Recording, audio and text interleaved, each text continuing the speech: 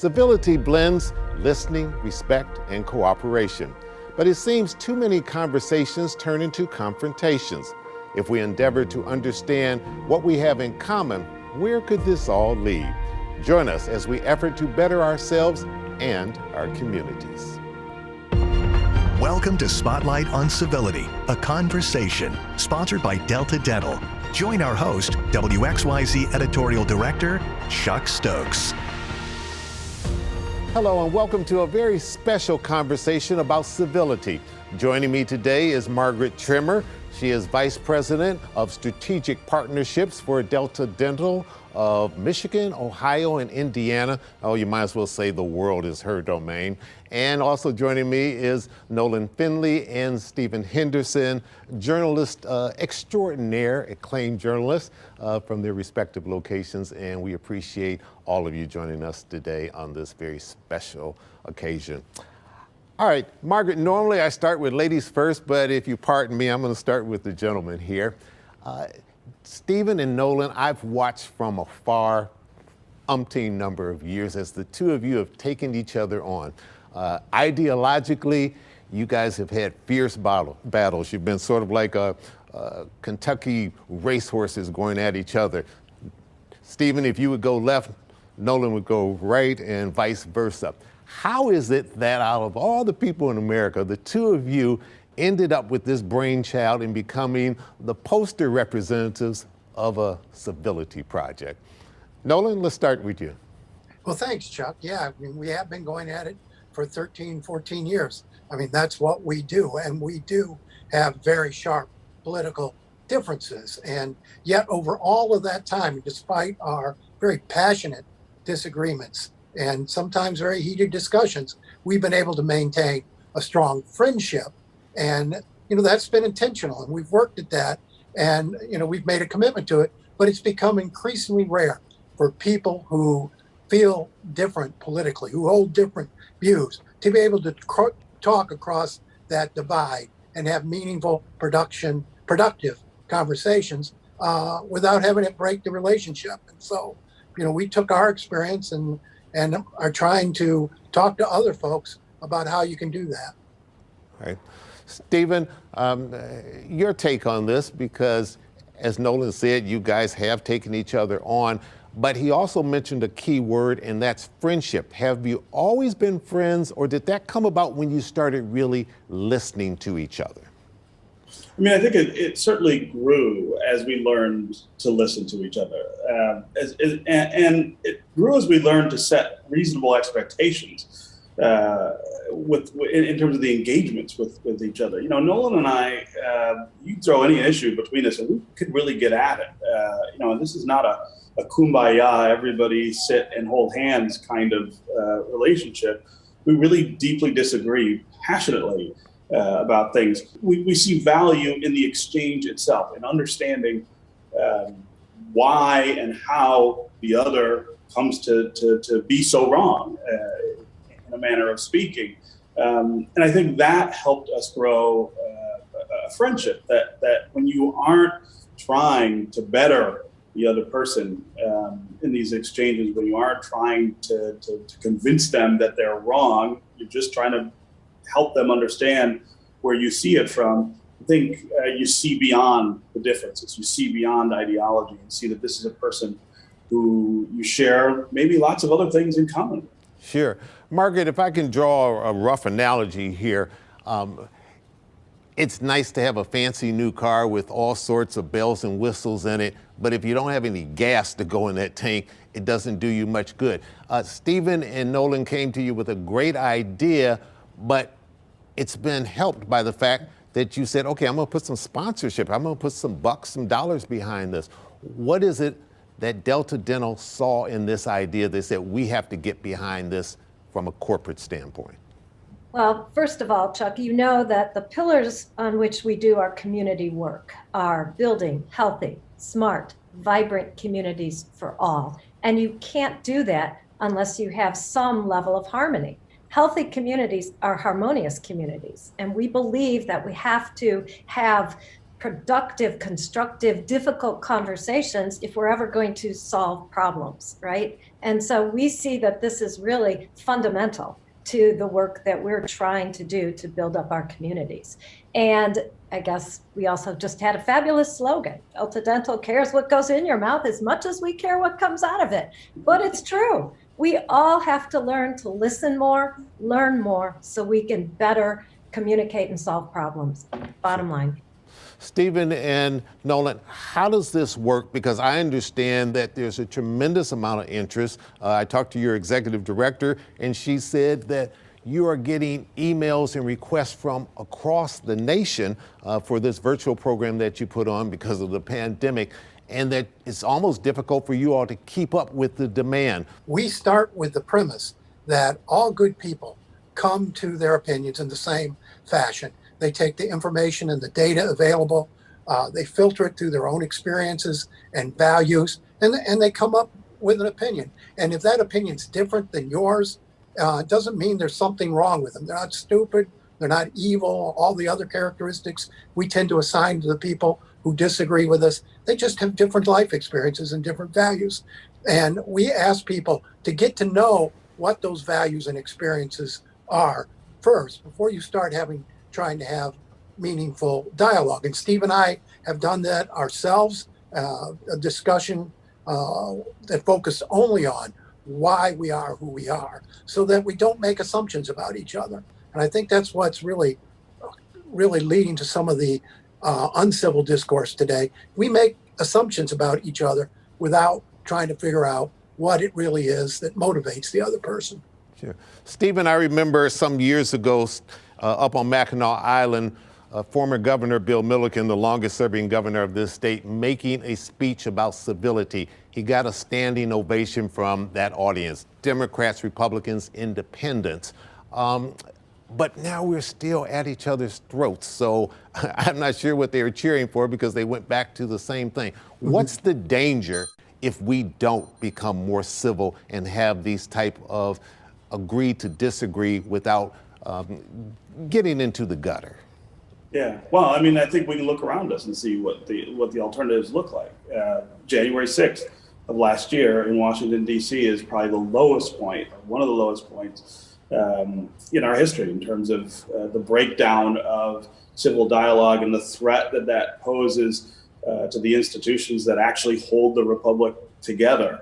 One key point about this is that we're not telling people to avoid difficult conversations. We're saying lean into the most difficult conversations about race and politics and culture, the things that really divide us, and find a way to have a discussion that doesn't leave the participants feeling angrier or not heard or dismissed, but also doesn't assume that either side is winning or convincing the other, just that we understand each other in a much deeper and more important way.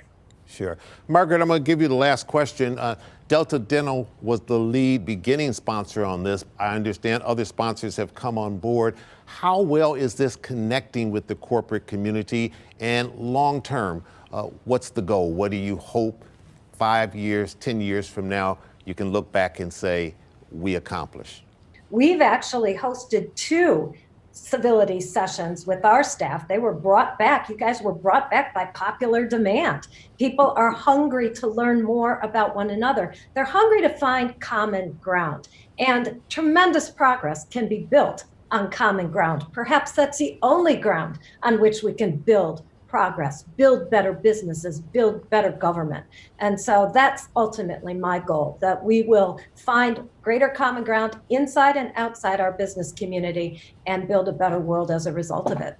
All right, Margaret Trimmer, Nolan Finley, and Stephen Henderson, thanks so much for joining us, kicking off this very important discussion about civility, and we will stay in touch with you on it as well. Thank you so much. Thanks, John. Thanks. My pleasure. When we return, a look at a Metro Detroit college dedicated to transforming civil conversations for the next generation. We'll learn their vision to teach civility for college credit and the advantage it could have for students after they graduate. Stay with us.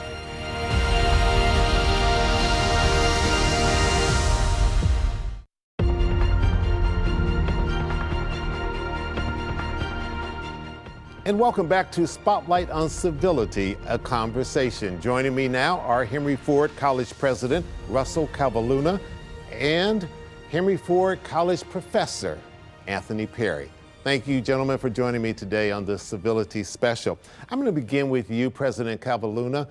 When you went to the Board of Trustees or to the faculty committee and said, hey, let's start a course on civility, what did they say to you? Well, they were excited because the truth is we're in the business of trying to give people skills to be successful in today's world. And unfortunately, what we're seeing is that civility is not either taught or understood. So if we can, at the same time, help folks deal with difficult questions through civility while also getting them on the path to a college credential, then that's 2 for 1 for us. And then what kind of college credit do they get? Right now, we're standing up a 3-credit course that will have the work that Nolan and Stephen have to build civility, but also develop ways to lead civil society, which will be a 3-credit course, but we're hopeful to get the kind of support from enrollment to stand up a broader course network. Sure. Professor Perry, what will this course look like if I'm a student, and I'm going way back to remember that, but if I'm walking into your class, what am I going to learn? We're going to focus on civility in conversations to build a stronger and democratic society instead of demeaning people and looking at politics as if it's a zero-sum game. I have to win and therefore you have to lose. But how can we work together cooperatively to find solutions to our common interests? President Cavalluna, what is it that you think we're perhaps missing? I mean, we've always had partisanship in this country, but it's gotten to a level now that I've never seen before. What changed from those type of discourses we used to have that were civil to the type of discourses that we're now having or not having because we're even afraid to talk to each other? Yeah, I think the reason why we're afraid to talk to each other, Chuck, is because we've started to sense and we started to follow at least some voices that say, I need to not only be right, I need to prove you're wrong and make you embarrassed about it. And so in that process, we've lost what is pivotal to a civil society and frankly, a representative democracy. And that is the ability to listen, to try to understand. And so if we can help students, which we are trying to get ready for their role in our society, if we can help them to say, there really is no place for demeaning other people if you're going to work together as a society. We've got to start to show them there is an alternative way than demonizing the people who you don't agree with. If we step away from this tribalism and more of this, we can listen to each other, I think that's why we're not talking to each other most effectively, because we're trying to beat each other. Here, we can start to learn to listen to each other. So, Professor Perry, if I think back when the founders were writing the Constitution, they had all sorts of ideological viewpoints and they weren't always in sync, but they still managed to come up with a Constitution that has served this country pretty well and for a long period of time. But as you teach this course now, we're looking at a time when some people are saying, do away with the Constitution. How do you deal with those type of questions that may come into your classroom? Well, many times we look at the Constitution as if this process was, they came together, they all agreed, and it can't be further from the truth. They disagreed, but they had a goal in mind, and the goal was to make a strong enough government that could survive. And a lot of the issues that we're dealing with aren't I'm right and you're wrong, but how can we get to some place where we can get both wins out of this? So for instance, when we look at for instance, the Constitution, the Constitution has all these compromises in there. Why are there compromises?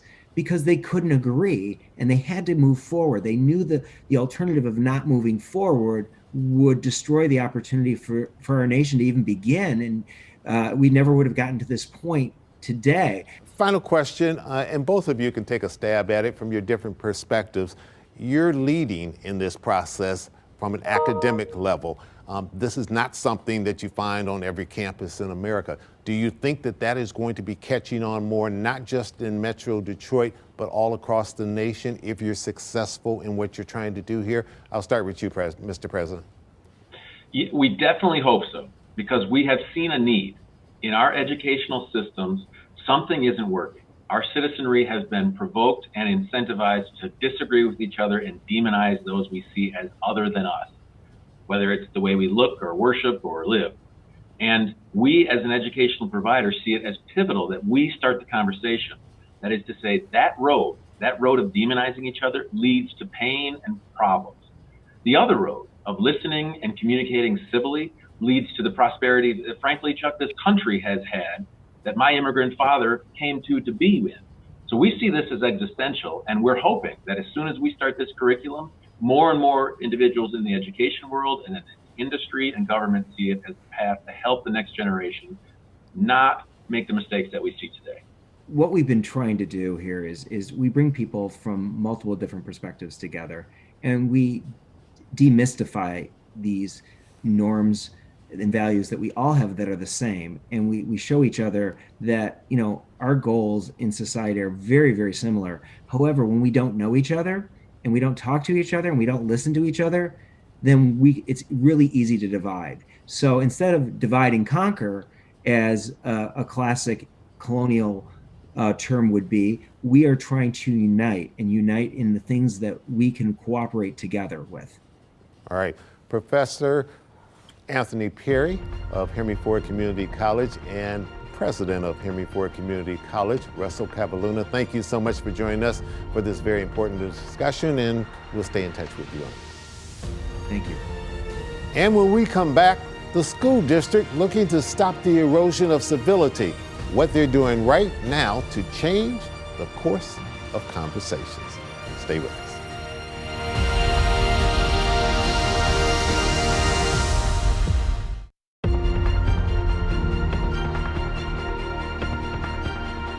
Welcome back to Spotlight on Civility, a conversation. Birmingham Public Schools has been proactive on building civility. Joining me to talk about the steps they've taken are Superintendent Dr. Mbika Roberson and President of the School Board for the Birmingham Public School System, Lori Angelini. Thank you so much for joining us today on Spotlight. You both doing okay? Yes, thank you. Thank you for having us here. Very good. Let me ask you, you guys have made some headlines out there, from mask mandates to the teaching of African American history to a Nazi salute. So I would imagine that it would be safe to say that you are the perfect candidate for a civility project. Is that correct, Dr. Roberson? I would say we are a perfect candidate, but I would also say that right now our society, everyone is a perfect candidate. When we look at what has occurred over the last several years, both on our local stage, our state stage, and our national stage, I think the opportunity to bring in civility to our conversations is ripe for all different environments. Sure. I imagine that has not been easy, Ms. Angelini. Let me read you something that you wrote not terribly long ago. You said educational equity is a required condition of justice, fairness, and inclusion, and it must be embedded into the education system. That gets into the diversity issue, race, relations, and those are tough conversations to have these days, aren't they? They are courageous conversations that have to happen in order to make any progress at all. Providing equity, inclusion, and diversity to our students, that's exactly what has to happen, these conversations. And engaging in this civility project, as we did, was such an excellent demonstration of just how to do that, how to set it up. And it gives you permission, if you will, to listen, to repeat what you've heard, perhaps even say it back, and know that you're not always going to find a common ground, but you have to be respectful and be a listener. Sure. When the two of you were working with Stephen Henderson and Nolan Finley, what's the biggest takeaway that you got? They had us go into breakout sessions with different, with part of the community, and you didn't know who you were going to be in these breakout rooms with. But what they did was they gave us a prompt where we really had to listen to each other's story. And I think it was very helpful to hear some of our community members, some who have been at our board meetings previously, and hearing their story, their background. And it helps to really contextualize the lens in which people are looking through. And so I think that was very powerful, the importance of listening to someone's story so that you understand why people have the frame that they have on a particular situation. Dr. Robeson, I'll give you the last word on this. In time, 5 years from now, 10 years from now, if you keep with this civility project in the community, the parents, the students, administrators, all continue to work together through this difficult process, what do you hope will be the end game? I hope the end game is that we have a community with all of those stakeholders that you just mentioned, that listens to each other, that respects the other person's opinion, and that can walk away, that even sometimes when we have differing opinions or differing views, I can respect who you are. I can understand and learn a bit more about why you have the opinion or view that you have, and we can still walk away and call ourselves brothers and sisters in a community. I'd like to add something, if I may. Sure, go right ahead. Okay. And I think civility moves beyond tolerance. And what it does is it creates understanding. And in order for you to be a true listener and to hear who somebody is and what it is they're perhaps what they want or what they're afraid of, you have to understand them. And that is where civility has a very important role. Well, no question about the two of you represent change. You also represent diversity, and you represent the community, a very diverse community that we all live in. And when we come back, we'll have some final thoughts.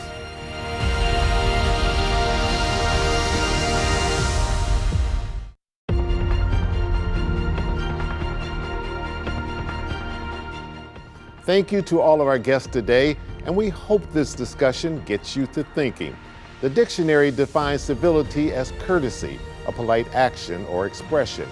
It derives from the word civilization. As we close today, it's important to keep those words in mind as we strive to respect each other's ideas and opinions. To learn more about Channel 7's Spotlight on Civility initiative, we encourage you to visit our website, deltadentalspotlightoncivility.com. I'm Chuck Stokes. Thank you all for joining us.